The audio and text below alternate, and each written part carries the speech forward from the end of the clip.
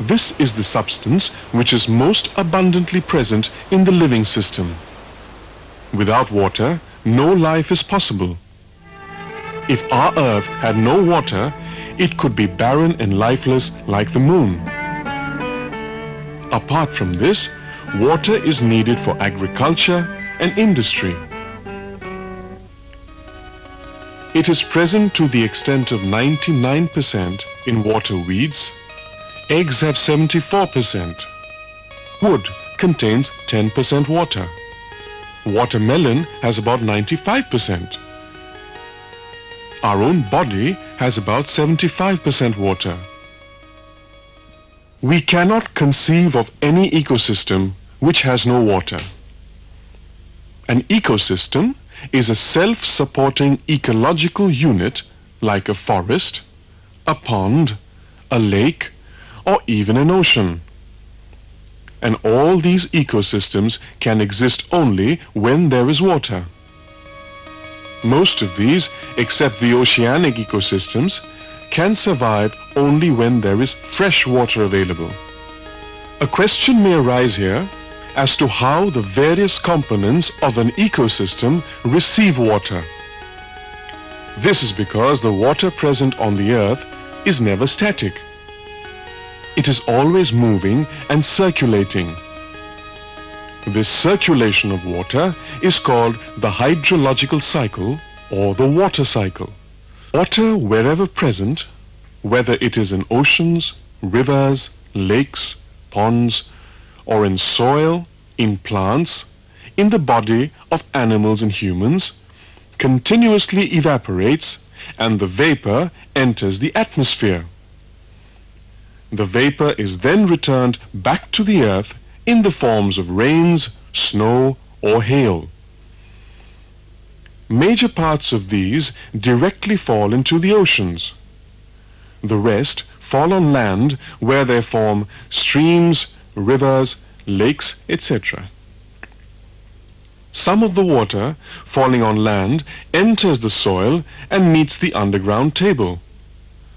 The rivers bring back water to the oceans. From the soil, the water may be absorbed by plants. Also, underground water is extracted. The rest flows back to the oceans. And so the cycle continues. In this hydrological cycle, rivers play a very important role. They not only store water, but also carry it through long distances. For example, the Ganga covers a length of more than 2,500 kilometers. Godavari, more than 1,400 kilometers. And the same is for Krishna. Yamuna covers about 1,400 kilometers before it merges its identity with the Ganga at Allahabad. If we examine any river, we would find that a large number of human settlements, including cities and towns, are situated along its banks. As an example, we take the case of the Yamuna. There are several cities and towns situated along its bank, such as Delhi, Agra, Allahabad, etc. In addition to these, there are innumerable villages along the river. These human settlements extract water from the river Yamuna for various uses, such as drinking, irrigation, washing, and also industrial uses. It is the same story with any other river, whether in this country or abroad. However, here we will talk about the Yamuna. We find that the river continues to flow and its flow remains more or less the same all along its length. If we see the Yamuna at the Sangam at Allahabad, it is as mighty as it is before Delhi. Now you may ask a question. How is it that water is extracted from the river, but it still continues to flow? The answer lies in the reverse process, whereby the river receives water in various forms from the area where it supplied its water. Whenever water is extracted from the river or some underground source, it is never consumed completely.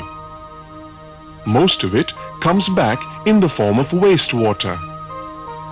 The wastewater may be of household origin or of industrial origin. Wastewater of household origin is called sewage. When it is of industrial origin, it is called effluent.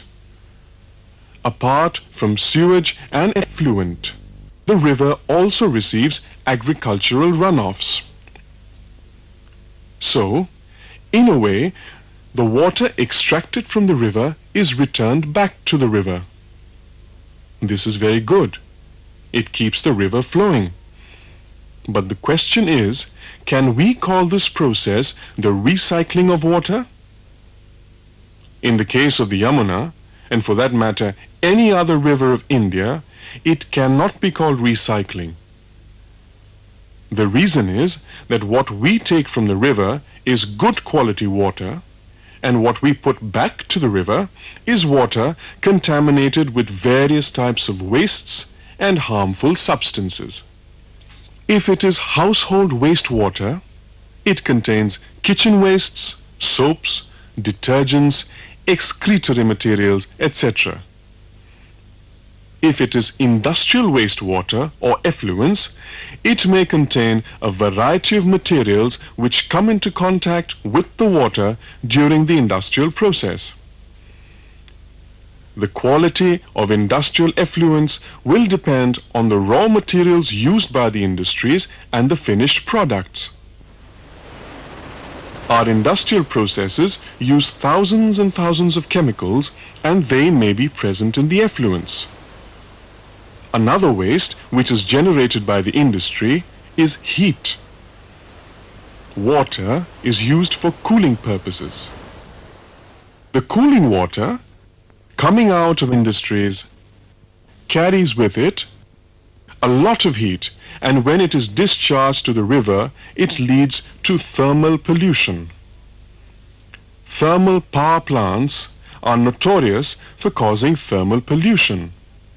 Agricultural runoffs which come to the river are due to excessive irrigation or to rains, and they carry eroded soil particles. In addition to this, if there are excessive fertilizers or pesticides present in the soil, they also come with the runoffs.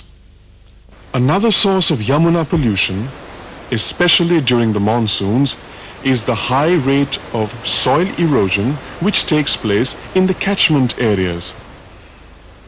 Mass-scale felling of trees in the Himalayas is responsible for this.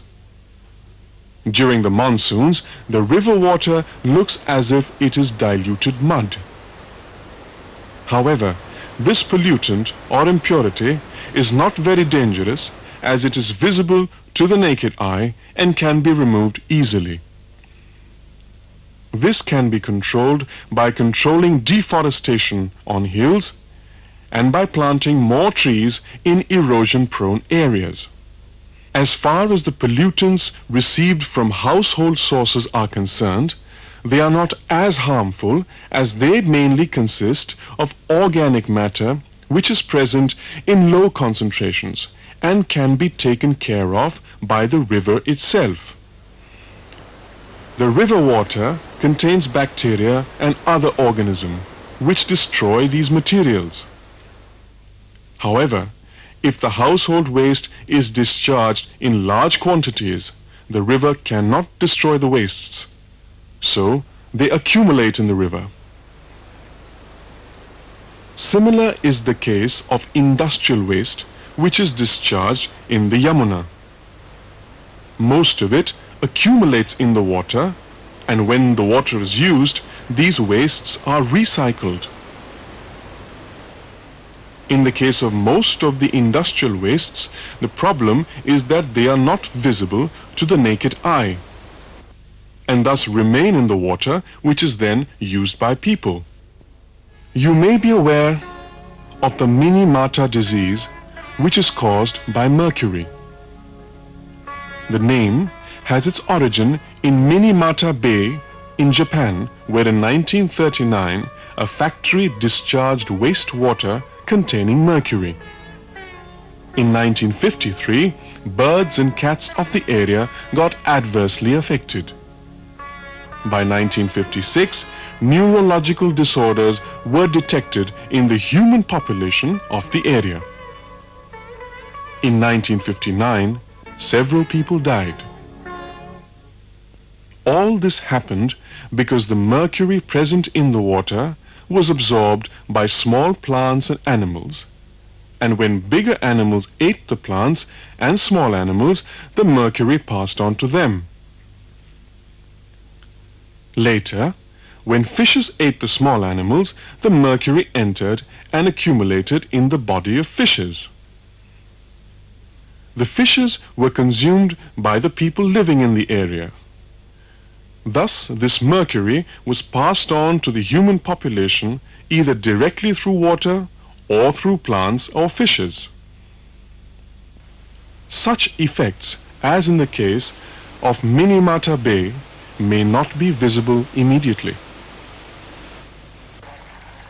The Yamuna receives wastes from several types of industries, such as the sugar industry, insecticide factories, the fertilizer industries, chemicals, metal handling industries, and they may bring a wide array of substances to the river. Organic matter is contributed mainly by municipal sources. Also, industries bring organic wastes. The organic wastes can remove oxygen present in the water, so the water becomes oxygenless. The absence of oxygen and the presence of excess organic waste in water helps in the multiplication of bacteria, viruses, and other organisms which cause jaundice, diarrhea, cholera, dysentery, typhoid, polio, etc. This is the reason why we find these problems widespread in localities where contaminated water is being used, either on account of compulsion or due to ignorance.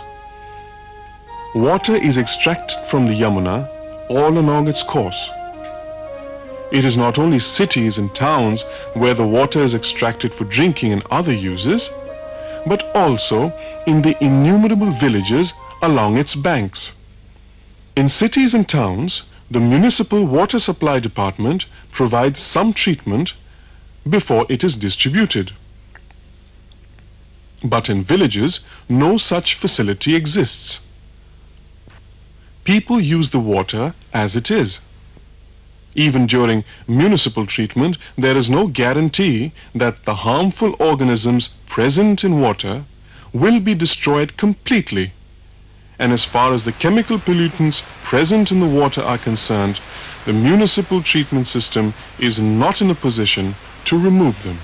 The result is that what we extract from the Yamuna is comparatively good quality water, and what we return back to it is wastewater, and this process continues as the river moves ahead.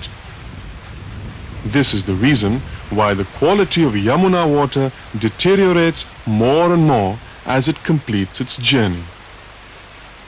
Now we will discuss in some detail as to how and where the wastes enter the Yamuna waters. The Municipal Corporation of Delhi is one such organization which dumps huge quantities of waste into the Yamuna. Similar is the case with other towns and cities. During the last stage of its journey at Allahabad alone, the Yamuna receives 70 million liters of waste-loaded water every day.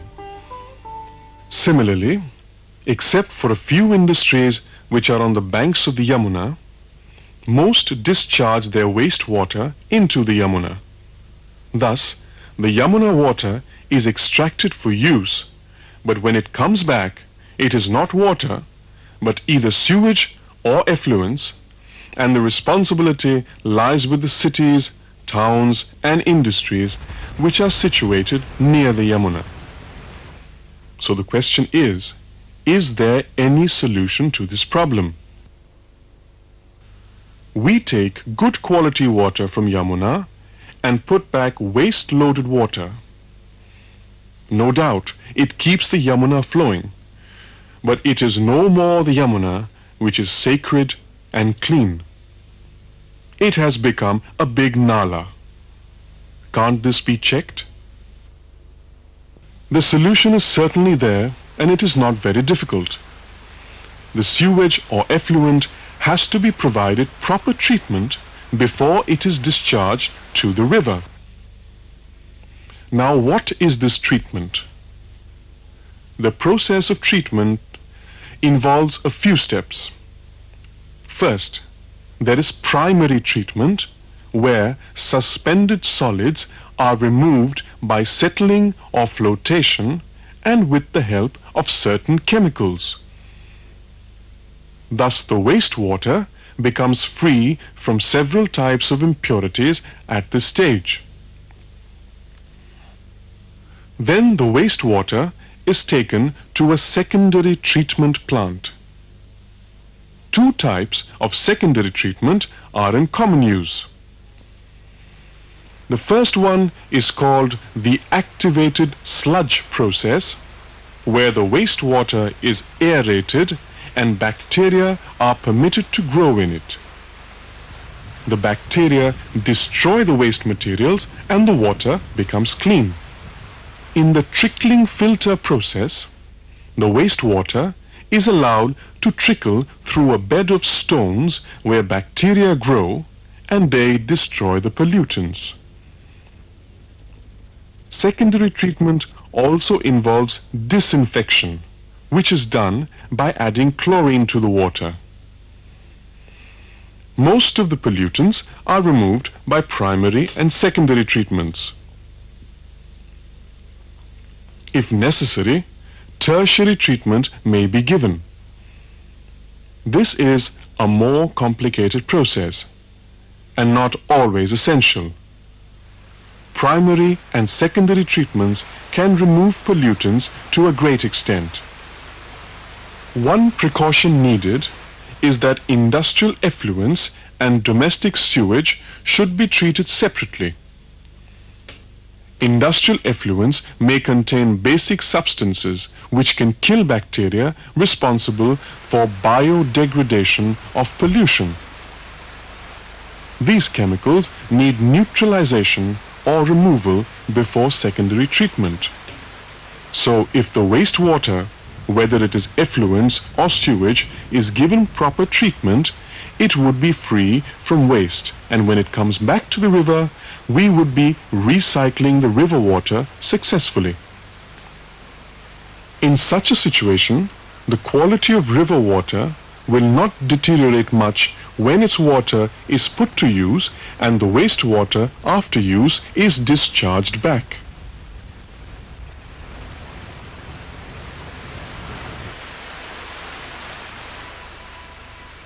To ensure that municipalities and industries discharging wastewater into rivers or to other water bodies may not pollute them, the Government of India has enacted the Water Act 1974 and the Environmental Protection Act 1986.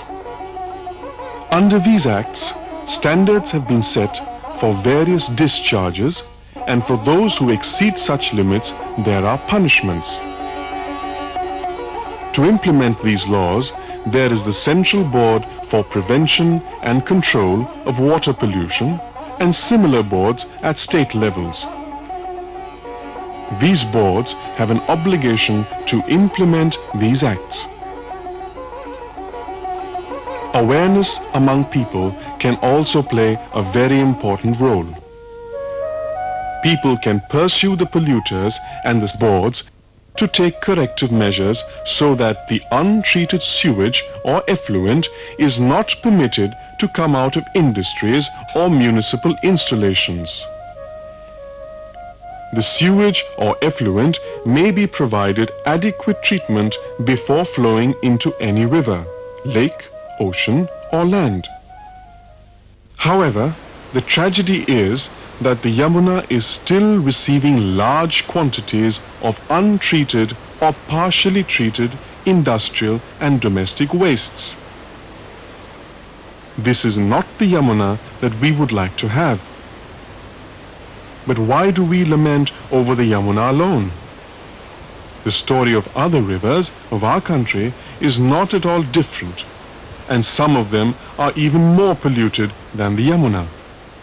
The acts meant for protection of water bodies are lying in the books, while the water bodies are turning into sewage or effluent carriers, leading to innumerable problems for the people who have to depend on these water bodies.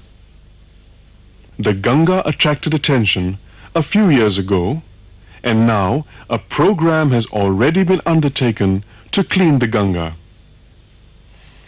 We also have to control our unhygienic habits. For example, the use of open spaces as toilets, dumping of garbage near water sources, etc. have to be checked. Certain other measures on our part can prove very helpful in controlling health problems associated with water pollution. For example, filtration and boiling of water before use can keep cholera, typhoid, dysentery, etc. away. So by adopting proper technologies and remedial measures, we can keep our rivers free from pollution. This will not only keep the rivers healthy, but it will contribute to our own well-being.